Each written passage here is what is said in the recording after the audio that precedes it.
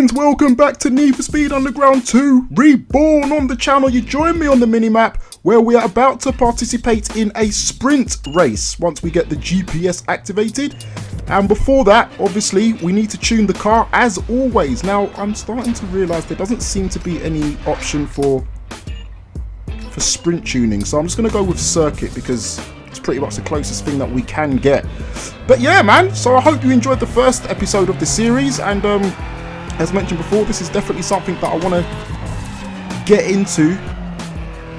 There we go. Max power 134 brake horsepower. Interesting. We need to, oh my goodness, our top speed's terrible. I just had a look at it and it was absolutely shocking. We do need some upgrades. Suspension's locked. Drivetrain, right, so yeah, all of this is, yeah, it's all locked.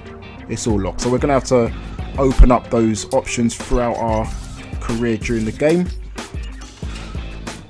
So it is good old-fashioned mechanical tuning of stock parts. Anyway, here we are. We on the streets, biatch. We on the streets, biatch. Breast, nice. Rev. Green, go. Yes. Yes. No, I feel like I'm driving through treacle. Oh my goodness, we are last. This is terrible. Into the first corner. Here we go. Get your Ford Focus out of the way, man. There's only room for one Ford Focus and it's mine. Not yours. Not the black one or the green one. Here we go. And as you can see, the AI was useless. Awesome, brilliant. Here we go. Nice, back end getting out there. Now, one thing that occurs to me, this is actually a front wheel drive car, and that is probably going to hinder me later on in the game in certain aspects. I've already worked out in my head what certain aspects those are, and it begins with drift and ends in drift, although that doesn't make sense, but you get what I'm saying. I think I may have made a bit of a mistake in picking this Ford Focus. I think I should have gone for the MX-5. But nevertheless, it doesn't matter because right now we have important matters at hand, and that's winning this race, which we are doing at a canter. We are 2.3 seconds, 2.5 seconds ahead of the nearest competition. We are 80% through this race. It's another majestic victory for the Ford Focus.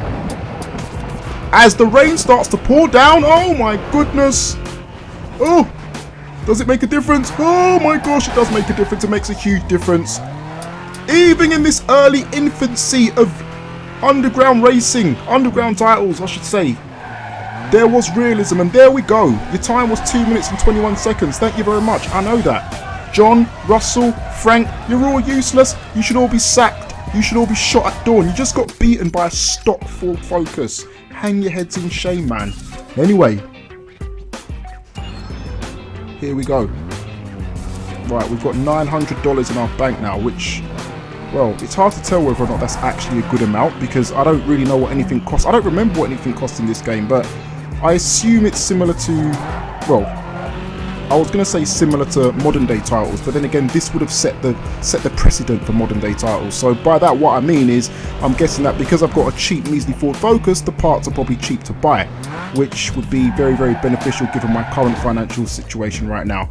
Anyway, that doesn't matter because right now, we're going to enter another event, and it's Street X Racing.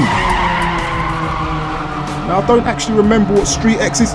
The AI is useless, as you can see. Now, I don't actually remember what Street X is. Oh, it's these small, twisty courses. Yes, of course. Yes, I remember now. Very, very, very, very short laps indeed, with huge focus on agility, acceleration, and reactions. And as you can see, once again, the cheese wagon, aka the Ford Focus, is dominating. We're already about to lap people here. Nice. Front wheel drive, bit of understeer there, but keeping me in check. It doesn't matter. I'm pretty certain once I put a big fat engine in this thing, it's probably going to just fly off the road, so I might as well enjoy the easy handling while I can. Here we go, tyres screeching, begging for mercy, and of course it was a victory. Of course it was a victory. What do you mean you're surprised? You shouldn't be. Don't be surprised. I'm BOURNE 1.5. I specialise in these things. This is what I do. This is what I does. Phil, Kirby, and Mark. Ah, there we go. Unlock some exhaust tips, it looked like. Nice. Yeah, we in the streets. What's that? Is that cat? Okay. Right, on to the next challenge. What's next? So yeah, I really am looking forward to upgrading this car. What I want to do is I want to stick with this car as long as possible, because normally what I tend to do is bounce from car to car to car, but I want us to build this up. I want us to build a relationship with our Ford Focus, customize the parts, make it look sexy, change the color as well as upgrade the engine and all the other bits and pieces as we go back into the dyno one last time. Right, so the next race we're going to do is going to be a drift competition. So for that purpose, we are going to obviously get the car set up for that. And as you can see from the front wheel spinning, this is in fact a front wheel drive car. Front wheel drive and drifting does not go hand in hand at all. Anyone who's got half a brain cell, anyone who knows anything about the most basic fundamentals of underground street culture, not even just underground street culture, but drifting in general, will know that this is, yeah, this could be a disaster, quite frankly. It really could be. Right, while I'm here, let's just take a look at the tail lights, exhaust, carbon fiber, change body parts. Oh no, there's nothing I can do. You see, what I'm most worried about isn't just the fact that it's a front wheel drive, it's also the fact that we've got hardly any power whatsoever. So I'm just wondering, will we even be able to get ourselves round the corners and continue the drifts? I don't know if we will. Why can't I get in? Let me in the bloody event, you stupid game. What's going on? It's freezing. Probably because I'm using a modified version. Yes! Flames! Oh, that purple Corolla looks so sexy. Oh, they're all using AE86s apart from one idiot who's using a Focus just like me. Oh, out of my way. Big drift. Oh, you see, the front end is just biting. It's just biting inwards. That's not what I want. Oh, come on. Oh, do you know what? This is going to be a real... Oh! Prick. This is going to be a real horrible and scrappy performance. Please don't abuse me in the comments. I know my mistake, okay? I was a bell end, I was a cock, I was an idiot. Oh yes! Front wheel drive drift! Where am I? I'm currently leading, which is good. Look, all we've got to do is just get through this event, and then hopefully what I can do is purchase a car which might actually be better suited for these types of things, because this just is ugly, I know. But look, this is a playthrough. What we're trying to do is, you know, win, which we've done easily in a front wheel drive car. Nice, there we go. Okay, right, in the next episode we will be looking at addressing that situation, because that's just horrible. Oh, 300 rep points, that's the most I've gained from any event. That's nice. But anyway, I hope you enjoyed watching. Don't forget to check out the AutoBOURNE magazine car review show and the head-to-head challenges. More information on that will be at the end of this video, so stay tuned for that. In the next episode, we will be looking at upgrading and customizing our Ford Focus, and if we've got enough money available, of course, potentially buying another car. So stay subscribed, or subscribed if you're not. Hit the like button, and I'll see you in the next episode. Peace! The Need for Speed 2017 Let's Build project was a concept I put together a few months ago, before EA and Ghost released the details of what we now know to be called Need for Speed Payback. So what exactly is it? Well, essentially it's a 6-part series in which I put together my thoughts and my ideas for what I thought would be a decent proposal for this year's entry into the franchise.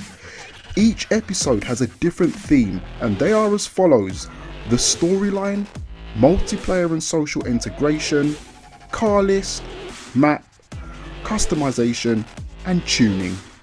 Now, at the time of me putting it together, the only information leaked was that EA had patent pending status on the game name Need for Speed Arena, hence me titling it as such, and also serves as the reason for some of my concept ideas, as well as me utilising the name during commentary.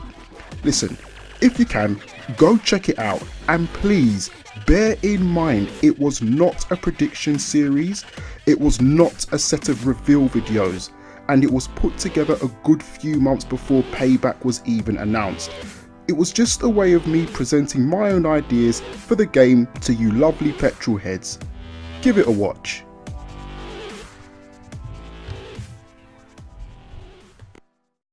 Do you like car reviews? Do you check out power tests? Are you a fan of head-to-head showdowns? How about having them all tied together in one convenient place?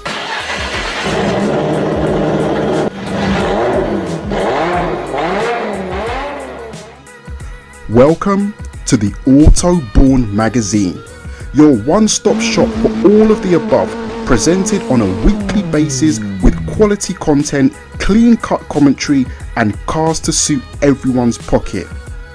What happened when the 370Z went up against the original 240? Was the American muscle car misunderstood by the British? Should you buy the brilliantly stupid John Cooper Works Mini? All questions and more will be answered as part of the AutoBOURNE magazine. Check it out now.